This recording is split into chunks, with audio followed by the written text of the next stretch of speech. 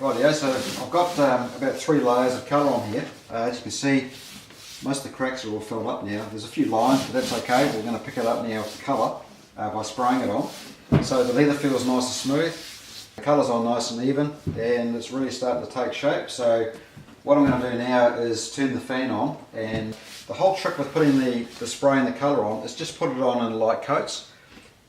It's better to have half a dozen light coats and put one heavy one on, because what happens when you put it on too heavy, it just goes on too thick, and the pigments can sometimes separate, and you just end up with a thick gooey mess. So what I'll do is I'll show you exactly what I do. I'll turn the fan on now and let's get into it.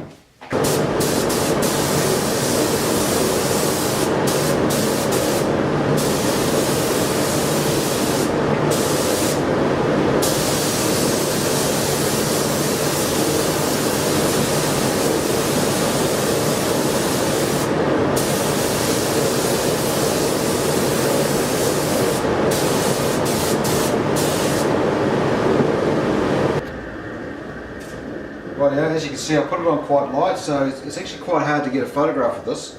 But as you can see, it's got sort of a light shine to it.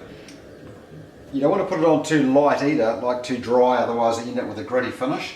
So it's just sort of so it looks nice and damp and has a nice light even sheen on it. So what we're going to do is just build it up with multiple layers, just leaving it to dry between layers, and don't forget to rub your hand over it as well.